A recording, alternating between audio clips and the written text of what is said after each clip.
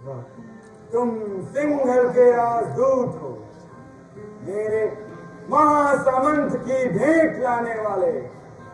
आज मैं तुम्हारे समक्ष यह प्रतिज्ञा करता हूं कि यदि सम्राट समुद्रगुप्त उन रत्नों को न खोज सका, वह अपने राज्याधिकार का ध्यान छोड़ भगवान बुद्ध देव के प्रतिमा के सामने कठोर प्रायश्चित करेगा। सम्राट! रुको राजदूत, यह प्रतिज्ञा समस्त साम्राज्य के भाग्य निर्णय के साथ घोषित की जा रही है।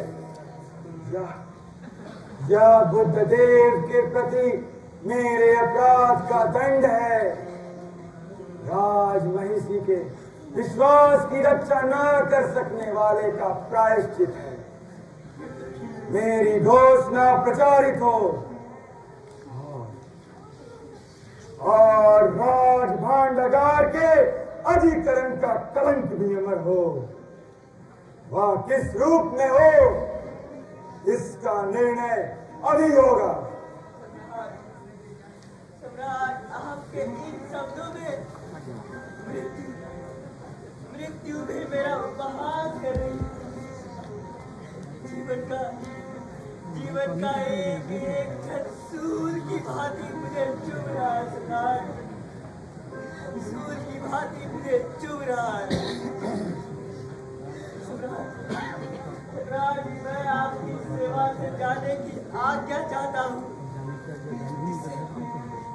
जिससे मैं अपने कलंकित जीवन को और अधिक कलंकित ना कर सकूं सम्राट, ना कर सकूं। मुझे आपकी सेवा से जाने की आज्ञा दीजिए सम्राट, आज्ञा दीजिए। नहीं मणिभद्र, मेरे प्रतिज्ञा में तुम्हारी सहायता अपेक्षित होगी। तुम्हारे आत्महत्या से मेरा अपराध मिटेगा नहीं। मुझे तो कुछ बातों को जानने की आवश्यकता है। सम्राट, यदि एकांत की आवश्यकता हो तो मुझे आज्ञा दे सम्राट। नहीं राहुल कीर्ति, ठहरो। तुम्हारे ही संरक्षण में ये मठ और प्रतिमा निर्मित हुई है, इसीलिए तुम्हारी भी उपस्थिति आवश्यक होगी।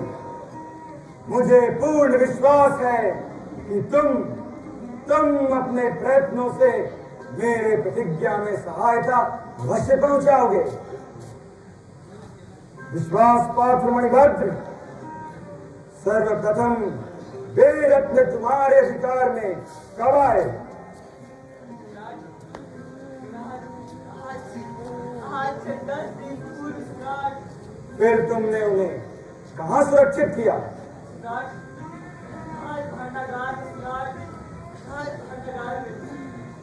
अंतरंग प्रकोष्ठ में क्यों नहीं?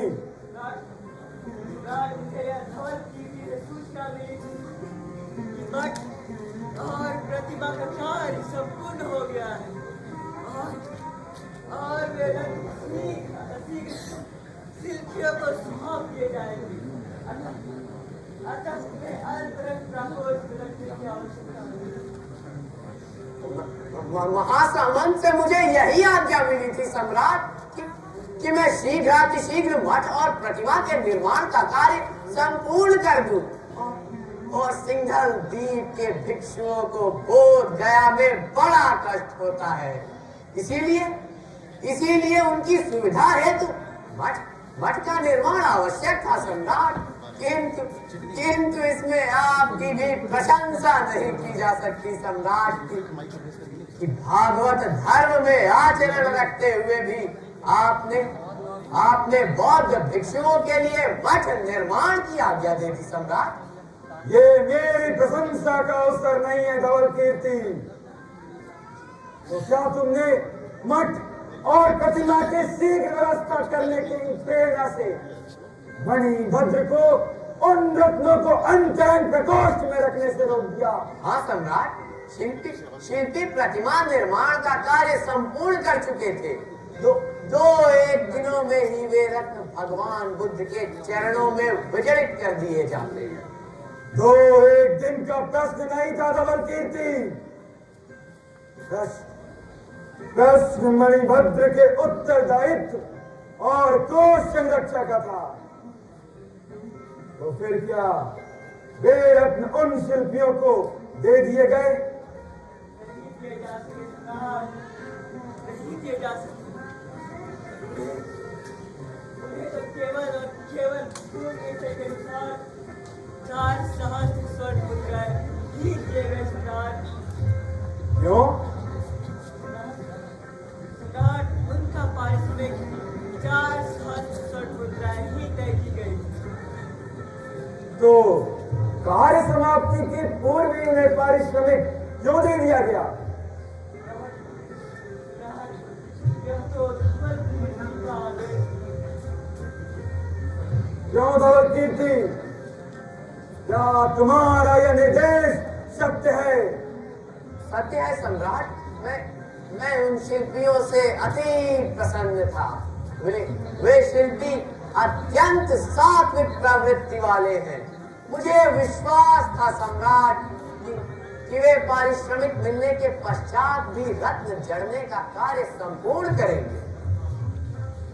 ऐसे कितने शिल्पी थे? केवल 2 थे सम्राट। उनके नाम? घटोत्कच और वीरबाहु सम्राट। इस समय वे कहाँ होंगे? इस समय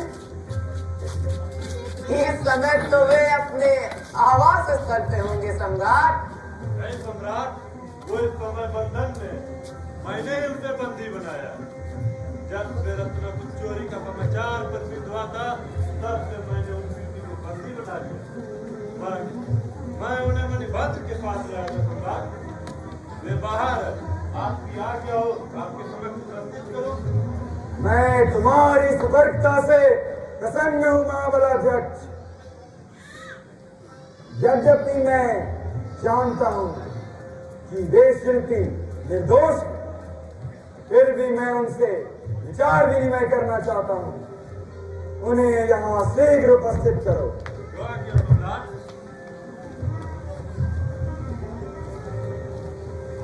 धवल कीर्ति, तो तुम उन शिल्पियों के कार्य से अत्यधिक प्रसन्न थे।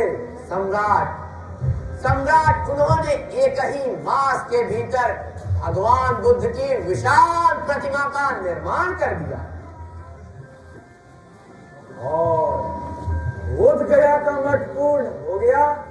हाँ सम्राट, मठ भी पूर्ण हो गया।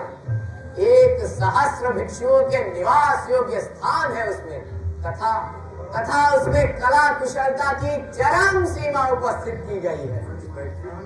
कला कुशलता की चरम सीमा से क्या तात्पर्य है? सम्राट भगवान गौतम के जीवन का प्रत्येक चित्र दीवारों पर अंकित है।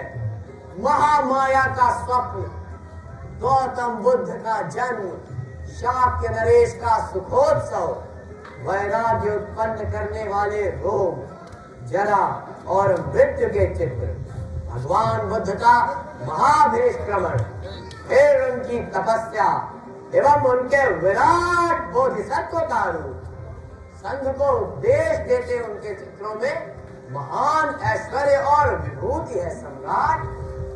और भिक्षुओं की सुविधा का क्या प्रबंध है? सम्राट, प्रवज्ञा की समस्त सामग्री प्रत्येक कक्ष में सिंचित है। चीवर आदि की व्यवस्था देश के अन्य मठों से इसमें विशेष रहेगी।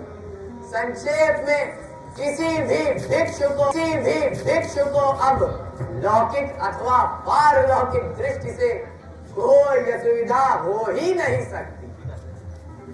तब तो मठ के समस्त शिल्पियों को राज्य की ओर से पुरस्कार प्रदान किया जाएगा। घटोत्कच और वीरबाहु को तो विशेष रूप से। और कीर्ति, इन दोनों शिल्पियों को पाटलिपुत्र में निवास स्थान कहाँ दिया गया?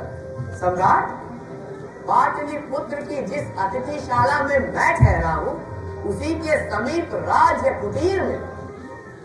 तो क्या तुमने रत्नखंडों के संबंध में उनसे कभी चर्चा की थी? सम्राट, भगवान बुद्ध की प्रतिमा के समाप्त होने के कुछ समय पूर्व मैंने भगवान बुद्ध के चरण अंगुष्ठ में कुछ स्थान छोड़ने की आज्ञा देते समय उनसे रत्न खंडों की चर्चा अवश्य की थी, किंतु उनसे अधिक वार्तालाप कर मैंने अपने समय को नष्ट करना उचित न समझा। सम्राट, आवश्यक आदेशों के अतिरिक्त मैंने उनसे कभी कोई बात ही नहीं की। तुम सिंघल के प्रमुख कलाविद हो, कलाकारों से वार्तालाप करना समय नष्ट करना नहीं है। अब आप जैसे कलाकार से वार्तालाप करना तो सौभाग्य की बात है सम्राट, किंतु सभी कलाकार मेरे समय के अधिकारी नहीं। तुम भूल करते हो धवल कीर्ति,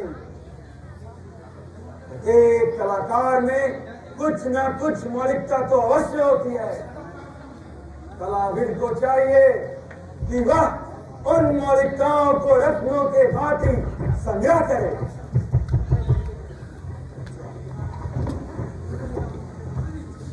लीजिए सम्राट, शिल्पी भी आ गए। सम्राट की जय। सम्राट, दोनों शिल्पी यहाँ उपस्थित है। आपकी आज्ञा हो, भीतर लाओ। उन्हें यहाँ शीघ्र उपस्थित करो। जो आज्ञा सम्राट।